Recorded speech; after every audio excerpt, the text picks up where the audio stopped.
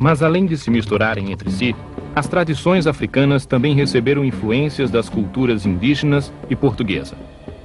Esse cruzamento, que se conhece por sincretismo, é a base da criação de religiões como a Umbanda, o Catimbó e a Jurema nordestina. Para onde quer que olhemos, vamos encontrar um som, um sabor, uma palavra, uma obra de arte e também o resultado de anos de trabalho dos negros africanos. E a influência africana está para além do que enxergamos no mundo visível, neste nosso Aie. Ela também orientou a nossa fé. Eu vivo o tempo inteiro com a realidade. Para mim, interagir com esse mundo que eu vejo e tendo a certeza, acreditando que o mundo que eu não vejo também está interagindo, aqui vocês não estão aqui por acaso, nós não estamos aqui por acaso. Há toda uma ancestralidade, não é, atuando para isso. Quer dizer, nós sempre nos conhecemos, apesar de nunca termos nos encontrado. E chega uma hora que a gente se encontra. Para mim isso é realidade, para mim isso não é magia, entendeu? Para mim essa é a ação do invisível, a ação, né, desses ancestrais, dessas energias, né, atuando. Então, para mim, não é magia, é uma realidade. Então, isso pesa um pouco sobre nós. E tem muita gente que é iniciado no candomblé e, em vez de desenvolver uma religiosidade, uma expressão de religiosidade, uma forma de espiritualidade, que está no mesmo plano de qualquer uma outra expressão religiosa, né? Dá sempre essa conotação né, da coisa exótica, do mágico, do show, do folclore, e aí minimiza muito aquilo que nós temos. Foi através da religiosidade que essa experiência se unificou. Claro que eram muitas formas de adorar o divino, de celebrar o divino, mas essas diferentes formas, diferentes maneiras de celebrar o divino, elas foram preservadas de maneira muito forte. E além disso, essa preservação, ela trazia aquilo que era de mais importante para os africanos deserdados, que era a celebração do território. Então, a experiência religiosa, ela traz, sobretudo, uma imagem do território perdido que é concretizado no terreiro, que é de novo recolocado ali no solo que ele é obrigado a permanecer, como se fosse um pedaço do espaço nativo desse africano. Então o terreiro, nas experiências religiosas, tem um papel importantíssimo de resgatar, de recuperar aquele território perdido, mesmo que através de uma nostalgia, mesmo que através de uma experiência de lamento e de perda. E é esse território, representado pelo círculo, que vai reaparecer em várias atividades, não só no terreiro, no caso da Umbanda, do Candomblé, do Voodoo, todas as experiências religiosas dos africanos na diáspora, mas também no espaço lúdico. Essa mesma roda reaparece na capoeira, reaparece, por exemplo, no jongo, reaparece no tambor de crioula, reaparece no samba. Então essa mágica do círculo que traz de volta a experiência com esse território perdido, ela tem um papel fundamental e o seu útero, o seu lugar de nascimento é dentro da experiência religiosa de resgate do divino. Então esse é um aspecto que é muito permanente em todas as experiências dos africanos, ou melhor, dos descendentes de africanos, por todos os espaços do planeta. A roda, o círculo, a gira, como nós conhecemos na Umbanda, reaparece o tempo todo como essa forma imaginária de recuperação do território perdido.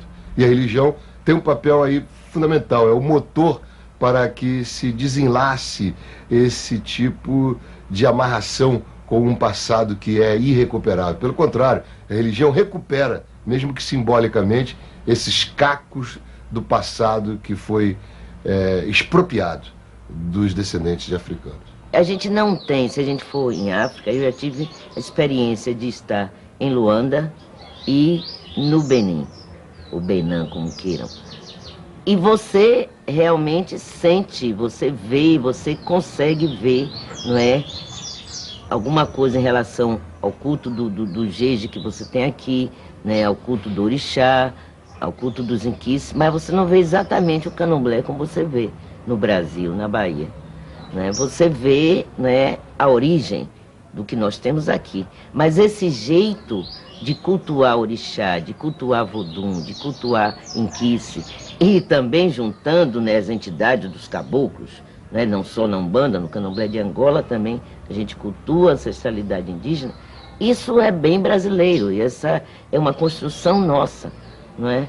Agora, a gente buscou, né, dividir, né, entre nações exatamente para mostrar a predominância de determinada cultura africana que influenciou. Aí você vai ter, né, os candomblés de Angola, o Congo Angola, a predominância, né, das culturas bantus, congos, lunda, luba, chokwe, kioko, quincongos, quimbundos e tantos outros. Então você vê nos candomblés Congo Angola. Você vê a influência dos fons, né, que vieram do Daomé, do antigo Daomé, nos candomblés que nós chamamos jeje. E você vê a predominância, a influência iorubá, dos candomblé queto ou nagô, como queiram. Mas é uma recriação, uma reconstrução nossa. No fim do século XVIII, de cada 10 habitantes da cidade de Salvador, 6 eram negros. E desses 6, a metade, ou seja, 3, tinham vindo da atual Nigéria. Eram os iorubás, aqui chamados de nagôs. Apesar da religiosidade africana existir no nosso país desde a chegada do primeiro escravo, somente no século XIX que as religiões afro se organizaram de forma sistemática. Um marco desse movimento foi a abertura de terreiros, como a Casa Branca do Engenho Velho, o mais antigo da cidade de Salvador. O acontecimento realmente mais impressionante se dá a partir da década de 1830, que é quando o Império de Oió, que era o estado iorubá mais desenvolvido, mais poderoso, ele sofre um ataque muito forte dos fundamentalistas islâmicos pelo norte. A capital, Oió-Ilê, é devastada, há uma migração para o sul, eles fundam uma nova capital, reestruturam o império em um território mais perto do litoral, e como já existia uma comunidade nagô e iorubá muito importante aqui na Bahia, eles mandam pessoas do primeiro escalão do Império de Oió para reorganizar também a comunidade aqui na Bahia. Então, ou seja, nós temos ao mesmo tempo uma reestruturação do país iorubá lá, e ao mesmo tempo aqui na Bahia também fazendo parte dessa reestruturação. É aí nesse momento que chega Ianassô, que é considerada a fundadora da Casa Branca. O nome da Casa Branca é Ilê Axé Ianassô Oká. Então ela chega com a tarefa de reestruturar aquele conjunto de cultos dispersos que estavam ali na Barroquinha. É nesse momento aí que se dá a criação, a organização do xirê de todos os orixás do país iorubá, não é? Com a criação de uma ordem de entrada, com uma ordem no círculo de dança sagrada, e também a organização da sociedade civil aqui, com a distribuição de cargos. Isso tudo se dá na Barroquinha. Ou seja, é o candomblé da Barroquinha que cria essa estrutura que nós conhecemos hoje como sendo a estrutura do grande candomblé da